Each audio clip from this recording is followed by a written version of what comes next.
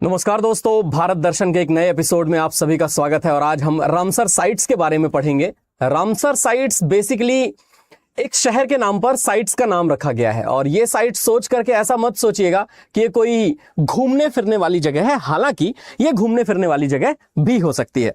तो दोस्तों, ईरान में एक शहर है रामसर, और रामसर शहर में इस बात को लेकर के समझौता किया गया कि पूरी दुनिया भर में जितने भी वेटलैंड्स हैं यानी आर्द्र भूमियां हैं, उन आर्द्र भूमियों को संरक्षित करने के उपाय किए जा सकते हैं। अब मुद्दा यह है कि आर्द्र भूमियां क्या होती हैं। तो आपने देखा होगा कई बार ऐसे तालाब, झील या यूं समझिए कम गहरे पानी के जलाशय होते हैं, जिन जलाशयों के बीच में भी वेजिटेशन पाया जाता है, यानी उनके अंदर भी पेड़ पौधे पाए जाते हैं। उन्हीं पेड़ पौधे अथवा उन्हीं जगहों पर बहुत सारे अलग अलग जीव निवास करते हैं, जिनमें से पक्षी भी हो सकते हैं, कीड़े मकोड़े भी हो सकते हैं। और ये एक बहुत बढ़िया जगह बनती है पक्षियों के खाना खाने के लिए, यानी उनको कीड़े मकोड़े आसानी से अवेलेबल होते हैं और पक्षी आमतौर पर खाते भी यही हैं। तो दोस्तों, कुल मिलाकर के वेटलैंड्स वो जगहें हैं जो जगहें वेजिटेशन प्लस वाटर रिजर्वॉयर या कहिए जलाशय हैं। और वेटलैंड्स को संरक्षित करने के लिए जिस समझौते पर हस्ताक्षर किया गया था, वो समझौता क्या था? तो याद रखिए, वो समझौता था रामसर साइट्स। तो रामसर साइट्स हमारे लिए बेहद जरूरी है, ये हम लोगों को याद रखना है। बहरहाल, अगर अभी जून 2026 तक की बात की जाए तो भारत के अंदर 100 रामसर साइट्स हैं, यानी 100 रामसर स्थल हैं। जयप्रकाश नारायण बर्ड सेंचुरी 100वां रामसर स्थल बना है। तो दोस्तों, कुल मिलाकर आप ये समझिए कि भारत ने रामसर स्थलों के मामले में शतक मार लिया है। तो ऐसे वेटलैंड्स या ऐसे आर्द्र भूमियां, जो आर्द्र भूमियां भारत एवं विश्व के अलग अलग आर्द्र भूमि जो रामसर कन्वेंशन के तहत शामिल हैं, उनको हम रामसर साइट मान करके चलते हैं। तो जून 2026 तक भारत में 100 रामसर साइट्स हैं। और दोस्तों, ये समझौता कहां हुआ था? तो याद रखिएगा, ये ईरान में हुआ था। हमारे लिए बेहद जरूरी पॉइंट माना जाता है। आगे चलते हैं हम, तो पाते हैं कि वेटलैंड्स देखने में कैसे लगते हैं। वेटलैंड्स देखने में कुछ ऐसे लगते हैं, और अगर आप इनको देखोगे तो इनको देख करके आपको अंदाजा लग जाएगा कि हाँ, पानी तो भरा हुआ है किसी तालाब जैसा, लेकिन बीच में ही पेड़ पौधे भी हैं, घास फूस भी है, और आमतौर पर बगुले और सारस जैसे पक्षी जो बहुत ज्यादा कीड़े मकोड़े खाते हैं, वो यहाँ पे रहते हैं। बायोडाइवर्सिटी को वैसे तो बहुत अच्छे तरीके से मैनेज करता है ये, लेकिन न केवल कि बायोडाइवर्सिटी को मैनेज करता है, बल्कि साथ साथ यहाँ पर जो जीव रहते हैं उनके खाने पीने की व्यवस्था भी करता है। तो दीज आर द वेटलैंड्स, ये वेटलैंड्स हैं दोस्तों, और इनके बारे में हम लोगों को काफी सारे क्वेश्चंस पूछे जाते हैं। बट बिफोर दैट मैं आपको बताऊं, 2 फरवरी की बात है, वो भी सन 1971 की। 2 फरवरी सन 1971 1971 में रामसर कन्वेंशन में हस्ताक्षर किए गए। और रामसर कन्वेंशन जिसकी आप बात कर रहे हो, ये वास्तव में रामसर समझौता के नाम से है। रामसर समझौते में जब हस्ताक्षर किए गए तो पूरी दुनिया भर के वेटलैंड्स को प्रोटेक्ट करना था। तो प्रोटेक्शन ऑफ वेटलैंड्स, या यूं कहिए आर्द्र भूमियों की सुरक्षा के लिए। थोड़ा और आगे बढ़ें, इसीलिए 2 फरवरी को हम मनाते हैं वर्ल्ड वेटलैंड डे। विश्व आर्द्र भूमि दिवस जो है वो कब मनाया जाता है? तो विश्व आर्द्र भूमि दिवस, वर्ल्ड वेटलैंड डे, मनाया जाता है 2 फरवरी को। यह भी हमारे लिए बहुत जरूरी है। और ये कहां पर हस्ताक्षर किया गया था? तो याद रखिए, रामसर में, ईरान में हस्ताक्षर किए गए थे। भारत के अंदर की बात करें तो इंडिया में पहले रामसर साइट कौन से घोषित किए गए थे? तो दोस्तों, 1981 में 2 रामसर साइट्स भारत में घोषित किए गए थे। पहले का नाम था चिल्का लेक, और ये चिल्का लेक है उड़ीसा में, और दूसरे का नाम है Keoladeo Ghana national park. Keoladeo Ghana national park, इसके अंदर भी मौजूद है एक लेक, भरतपुर बर्ड सेंचुरी जिसको कहा जाता है। इस भरतपुर बर्ड सेंचुरी की विशेषता यह है कि यहां पर साइबेरियन क्रेन आते हैं। तो भरतपुर बर्ड सेंचुरी, खैर आंसर यह है कि ये राजस्थान में है। तो राजस्थान के केवलादेव घाना नेशनल पार्क और उड़ीसा के चिल्का झील 1981 में पहले रामसर स्थल के रूप में घोषित किए गए थे। तो इनके बारे में आपको खूब क्वेश्चंस देखने को मिलेंगे और वो जो खूब क्वेश्चंस देखने को मिलेंगे उनको आपने देखना पड़ेगा, कवर अप करना पड़ेगा। तो चलिए फिर कुछ क्वेश्चंस करते हैं दोस्तों, और भारत दर्शन के रामसर साइट्स वाले एपिसोड में आपको बहुत सारी चीजें बताते हैं जो कि अत्यंत जरूरी होंगी। अंतर्राष्ट्रीय महत्व की आर्द्रभूमि की पहचान करने के लिए मानदंडों को पूरा करते हैं। 1962 में MAR conference international treaty for wetlands के लिए की गई थी। 1963 से 1970 के बीच में रामसर कन्वेंशन के लिए टेक्स्ट नेगोशिएट किए जा रहे थे। रामसर कॉन्फ्रेंस जो है वो 18 देशों को मिला करके 1971 में हुई। ऑस्ट्रेलिया पहला देश था जिसने 1971 में ही इस कन्वेंशन में शामिल होने के लिए अपनी तरफ से हामी भरी। ऑस्ट्रेलिया के कूबोर्ग पेनिनसुला को 1974 में पूरी दुनिया का पहला रामसर स्थल या पूरी दुनिया की पहली रामसर साइट घोषित किया गया था। एवं कन्वेंशन जो है वो यूनेस्को के डिपॉजिटरी द्वारा 1975 में फोर्स में आया और इंडिया जो है कॉन्ट्रैक्टिंग पार्टी बना 1981 में। 1981 में इंडिया चिल्का लेक और केवलादेव घाना नेशनल पार्क के इलाकों को रामसर स्थल में शामिल करवा करके अंततः क्या बना, तो इसका एक कन्वेंशन होल्डर बना या यूं समझिए कॉन्ट्रैक्टिंग पार्टी बना। तो इस तरह से दोस्तों ये इतिहास है रामसर स्थलों का, और रामसर स्थलों के इतिहास को खैर आगे चल करके क्या ही बताया जाए दोस्तों। ये सारे वो अलग अलग जगहें हैं जो शामिल है रामसर स्थल में। और थोड़ा और आगे बढ़ें तो आगे बढ़ करके हम ये देखते हैं कि रामसर कन्वेंशन के 6 अंतर्राष्ट्रीय संगठन भागीदार हैं। Bird life international, IUCN, wetlands international, WWF, international water management institute और वाइल्ड फाउल और वेटलैंड्स ट्रस्ट। ये तो चलिए फिर आगे बढ़ते हैं।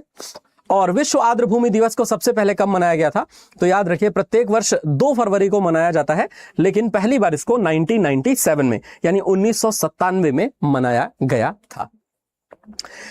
तो क्वेश्चन हमारे सामने पूछा जाता है और सबसे पहले जो क्वेश्चन है वो सबसे पहले क्वेश्चन आप देखिए, केवलादेव घाना नेशनल पार्क राजस्थान को पहले किस नाम से जाना जाता था?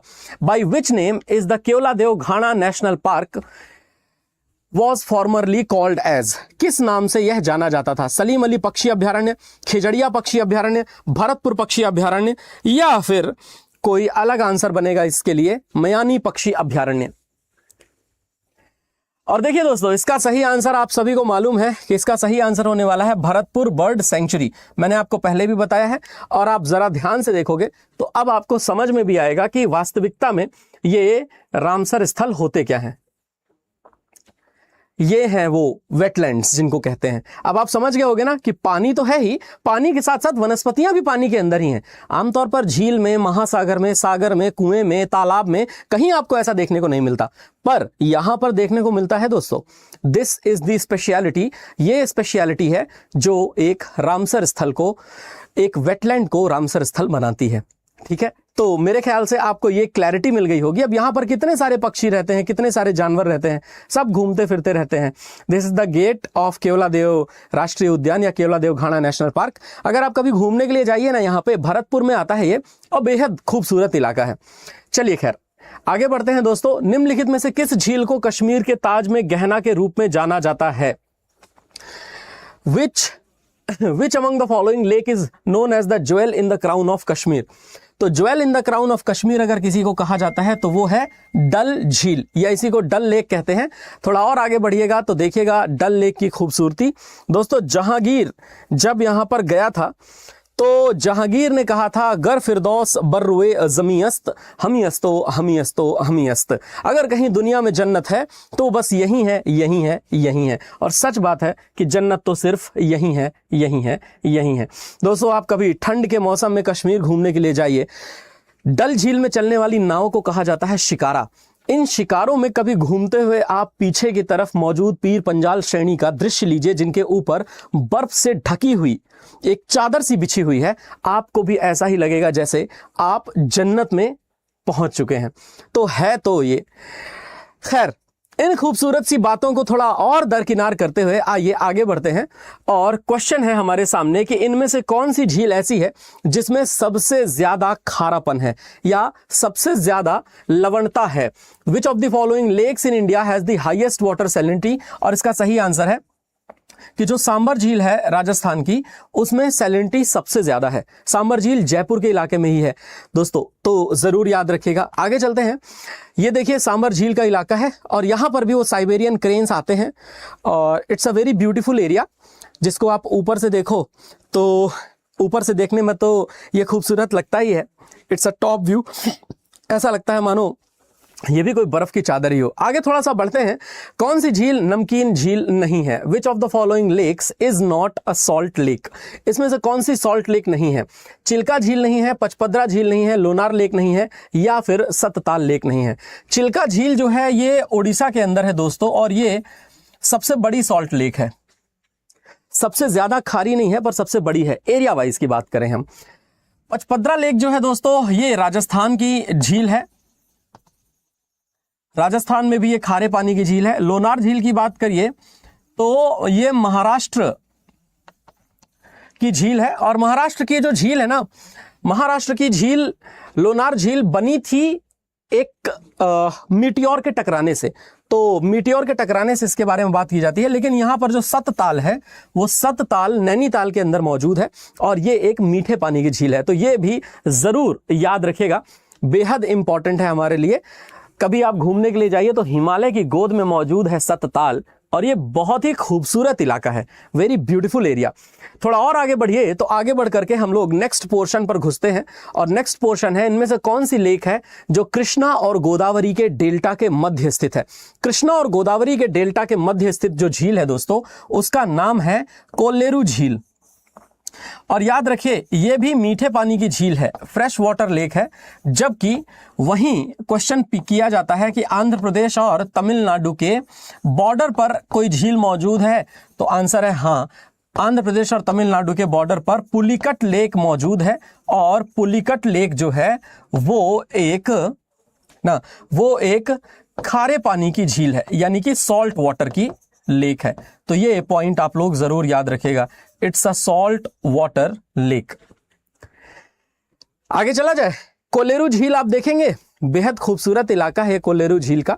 ये देखिए एक तरफ गोदावरी नदी का बेसिन है, दूसरी तरफ कृष्णा नदी का बेसिन है, गोदावरी और कृष्णा के बीच में है ये कोल्लेरू झील, ब्यूटीफुल एरिया। आगे चलते हैं दोस्तों, तो आगे चलकर अगला जो क्वेश्चन है वो ये है कि कौन सी लेक है जो लार्जेस्ट मैन मेड लेक है इंडिया के अंदर?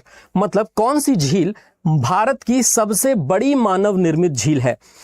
अगर आपसे कोई पूछे कि भारत की सबसे बड़ी मानव निर्मित झील कौन सी है, तो जरूर याद रखिएगा इसका सही आंसर है गोविंद बल्लभ पंत सागर। और गोविंद बल्लभ पंत सागर ये एक्चुअली डैम है दोस्तों।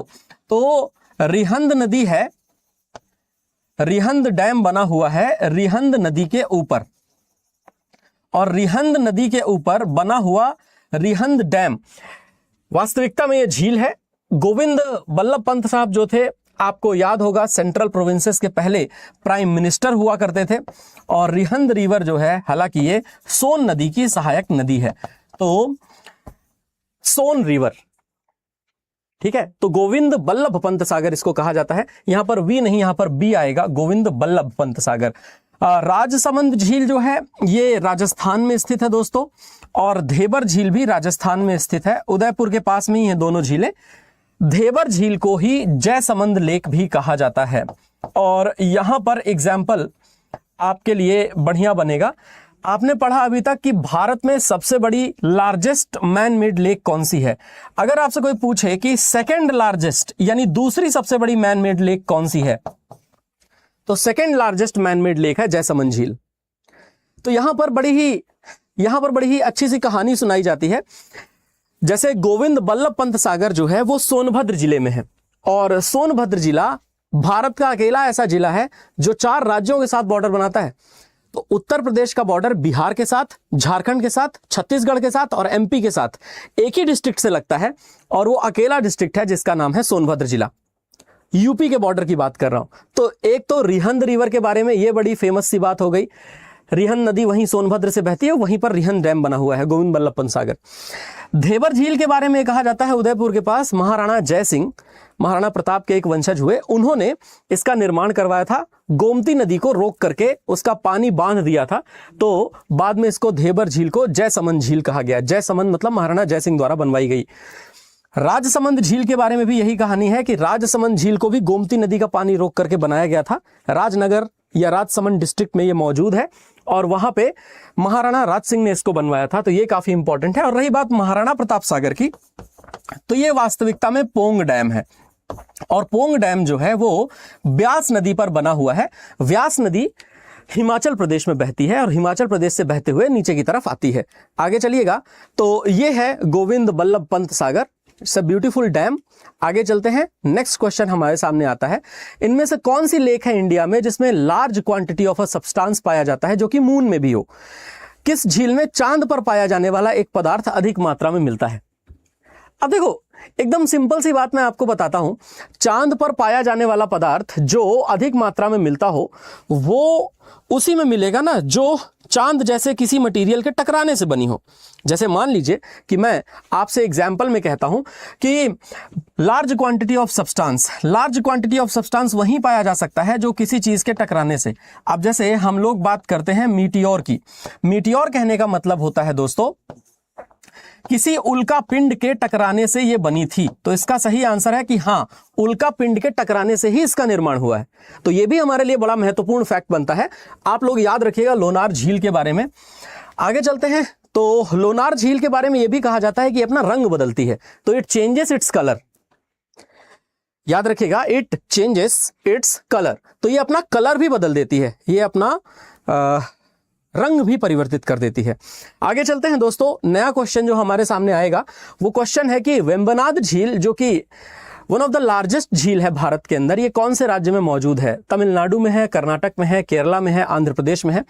वेम्बनाडु झील जो भारत की सबसे बड़ी झीलों में से एक है, ये मौजूद है दोस्तों कहीं और नहीं बल्कि हमारे केरला में। और वेम्बनाडु झील is a very beautiful lake. 96 kilometre के आसपास इसकी लंबाई है और 96 किलोमीटर के आसपास लंबाई में ये जो झील मौजूद है, इस झील के आप ऊपर की तरफ देखोगे यहाँ पर शिकारा मौजूद हैं। और वो शिकारा मतलब बेसिकली, शिकारा तो वैसे डल झील में मौजूद नाव को शिकारा कहा जाता है, पर यहाँ पर भी देखिए ये भी हाउस बोट कम नहीं है। हाउस बोट मतलब आप जा करके इन बोट्स में रुक सकते हैं दोस्तों। तो आगे चल करके जब भी आप केरला घूमने के लिए जाएंगे तो केरला में जब भी आप अपने किसी प्रियजन के साथ घूमने के लिए जाएं तो उनको यहां जरूर रुकवाएं। मैं भी यही करूंगा, प्रॉमिस करता हूं। आगे चलते हैं दोस्तों, तो आगे चलकर अगली चर्चा आप लोग इन हाउस बोट्स को देखते ही खुश होने के बाद करोगे। और वो अगली चर्चा ये है दोस्तों कि रामसर स्थल है रुद्र सागर झील। और ये रुद्र सागर झील जो एक रामसर स्थल है, ये कहां मौजूद है? तो रुद्र सागर स्थल जो रामसर लेक है, रामसर साइट है, ये रामसर साइट जिस इलाके में मौजूद है उस इलाके को कहा जाता है ना, उस इलाके को कहा जाता है Tripura. So Tripura is the right answer. Tripura एकदम सही उत्तर हो जाएगा आप सभी लोगों के लिए। और रुद्र सागर लेक के बारे में ऑलरेडी मैंने बात किया आपसे, रुद्र सागर झील के बारे में कहानी तो मैं आपको बता ही रहा हूं। सो अगेन मुद्दा यही है कि रुद्र सागर के किनारे पर यह खूबसूरत सा महल भी बना हुआ है और इस महल के बारे में अक्सर क्वेश्चन पूछ दिया जाता है दोस्तों। तो इस महल के बारे में अक्सर जो पूछा गया क्वेश्चन है उसका आंसर आप करें तो आपको पता चलेगा कि यह है नीर महल। इसको त्रिपुरा में नीर महल के नाम से जाना जाता है। तो नीर महल काफी इंपॉर्टेंट है। आगे चला जाए, आगे ये देखिए नीर महल, the water palace of Tripura, it's a very beautiful palace. उसके बगल में ही ये रुद्र सागर झील मौजूद है। तो रुद्र सागर लेक के बारे में याद रखेगा, ये भी एक रामसर स्थल है। अभी आगे चलते हैं हम, तो पाते हैं कौन सा आर्द्रभूमि स्थल है जो आंध्र प्रदेश में मौजूद है। सस्तमकोट्टा केरला में है। चलिए मैं ऐसे बताता हूं कि अभी आपने सुना कि गोदावरी और कृष्णा, गोदावरी और कृष्णा, इन दोनों के डेल्टा के मध्य में एक झील स्थित है और इन दोनों के डेल्टा के बीच में जो झील स्थित है दोस्तों उसका नाम है कोल्लेरू। अब जब कोल्लेरू आपके सामने है तो कोल्लेरू जीत गई, ऑप्शन ही जीत गई।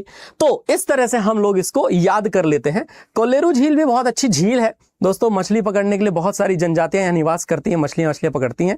लेकिन फिलहाल कश्मीर में ताज के गहना के रूप में जिसको जाना जाता है, वो कश्मीर में ताज में गहना डल झील है और ये मैं आपको ऑलरेडी बता चुका हूं। बस इसकी एक खूबसूरत सी फोटो थी जो मैं आपको दिखाना चाहता था। दोस्तों डल झील के ऊपर जब आप कभी घूमने के लिए जाओगे और ठंड के मौसम में जाइए कश्मीर, बर्फ की चादर देखिए दोस्तों, खूबसूरत ना, खूबसूरत जो इलाके हैं वो खूबसूरत इलाकों का मजा उनकी खूबसूरती के समय ही लिया जा सकता है। ऑलवेज रिमेंबर, ठीक है। तो जैसे यहाँ पर ये जो शिकारे हैं, इन शिकारों में आप घूम सकते हैं, वहाँ तो है तो बड़ी ही मजेदार सी जगह। खैर, उत्तर पूर्व भारत में ताजे पानी की सबसे बड़ी झील के रूप में किसे जाना जाता है? उत्तर पूर्व भारत में ताजे पानी की सबसे बड़ी झील के रूप में अगर किसी को जाना जाता है तो वो है लोकटक लेक। और लोकटक लेक के बारे में मैंने आपको बताया है कि लोकटक लेक जो है वो कीबुल लामजाओ नेशनल पार्क के अंदर मौजूद है। और कीबुल लामजाओ नेशनल पार्क को इसी वजह से फ्लोटिंग नेशनल पार्क भी कहा जाता है, पूरी दुनिया का अकेला और एकमात्र फ्लोटिंग नेशनल पार्क। सो लोकटक झील के बारे में कहानी यह है कि इस पर एक ग्रास है जिसका नाम है फुमदी। घास का नाम है दोस्तों फुमदी। और ये जो फुमदी नाम की घास है, इस फुमदी नाम की घास इट्स अ फ्लोटिंग ग्रास। तो फुमदी नाम की घास के मौजूद होने की वजह से या फुमदी नाम के घास के उपस्थिति की वजह से ये कंप्लीटली अलग है। खैर, फुमदी फ्लोटिंग ग्रास है तो फ्लोटिंग ग्रास तो आप लोग याद ही रखोगे। आगे लोकटक झील के बारे में जब हम लोग चर्चा करते हैं, Loktak is a very beautiful lake by the way. ये देखिए कितनी खूबसूरत है, ये लड़की नहीं, झील को देखिए। ये झील के अंदर ये रिंग के फॉर्म में ग्रासेस है। ये जो रिंग के फॉर्म में ग्रास है दोस्तों, इसी को फुमदी बोलते हैं, ठीक है। तो जबरदस्ती आप लोगों का जो फोकस अचानक से शिफ्ट हुआ था, वो फोकस को वापस से शिफ्ट करके यहां पर लेकर के आना है। That is more necessary to be known, ठीक है। तो चलो फिर कुल मिलाकर के बात यह है कि लोकटक झील ताजे पानी की झील है। और दोस्तों आपको नहीं लगता कि पानी का नीला रंग जैसे ही आपकी आंखों के सामने आता है, आंखों के सामने ऐसा लगता है कि जैसे किसी ने सुकून बिछा दिया हो। या तो खूबसूरत आसमान बहुत अच्छा लगता है या खूबसूरत पानी। पर खूबसूरत पानी में भी जब झील में वो नीले रंग का पानी आपको दिखता है तो ऐसा लगता है मानो बस जन्नत है, तो बस यही है, यही है, यही है, ठीक है। तो चलिए दोस्तों, आज का भारत दर्शन एपिसोड यहीं तक रहा। कैसा लगा आपको बताइएगा ज़रूर रामसर साइट्स के बारे में जान करके। और बाकी कहानियां आपसे होती रहेंगी, आपसे मुलाकात भी होती रहेगी। धन्यवाद, जय हिंद।